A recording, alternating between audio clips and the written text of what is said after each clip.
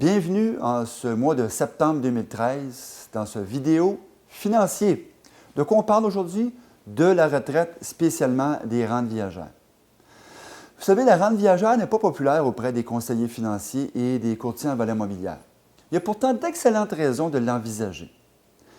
Dans le monde des services financiers, il existe un produit dont l'utilité est, à mon avis, grandement sous-estimée. Je parle de la rente viagère.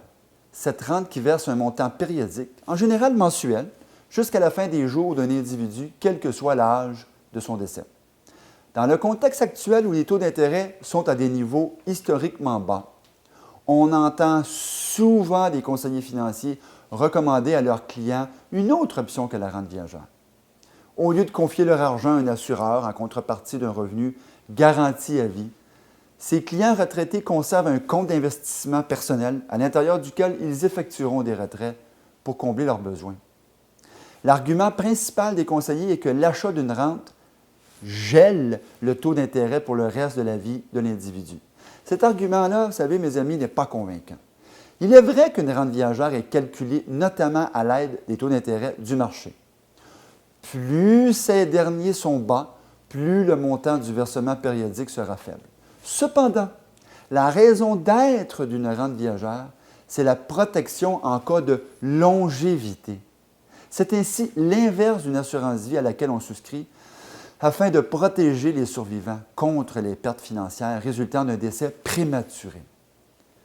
Lorsqu'on fait des calculs avec un âge de décès correspondant à l'espérance de vie d'un individu, le taux de rendement qu'il est nécessaire de réaliser dans un compte d'investissement afin de remplacer les versements d'une rente viagère est souvent faible. C'est sur ce taux de rendement que les conseillers se basent souvent pour ne pas recommander l'achat d'une rente. Ces conseillers oublient toutefois que la probabilité qu'on meure à un âge plus avancé que son espérance de vie est maintenant de 50 %. Si un individu désire être certain à 90 % de ne pas survivre à son capital, c'est-à-dire d'être en vie et qu'il ne reste plus d'argent, l'Institut québécois de planification financière recommande qu'il conserve des actifs financiers jusqu'à un âge très avancé, de l'ordre de 95 ans pour les hommes et de 99 pour les femmes.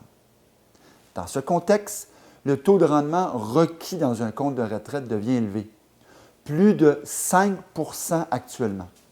De plus, ce taux devrait être garanti, ce qui rend la commande carrément impossible pour tous les gestionnaires de portefeuille.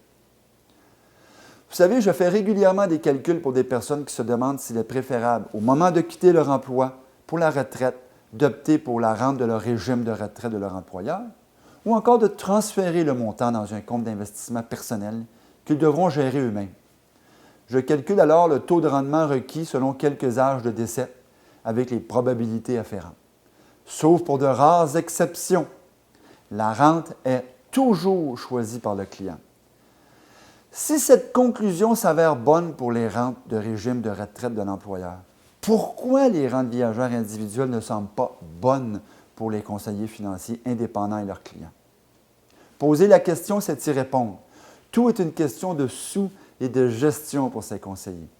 Envoyer l'argent chez un assureur n'est pas envisageable pour ces derniers.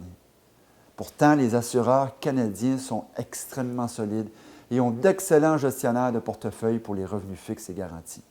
C'est quand même leur spécialité depuis plus de 50 ans. Allez, mes amis, bon mois et on se revoit la prochaine fois. Bye.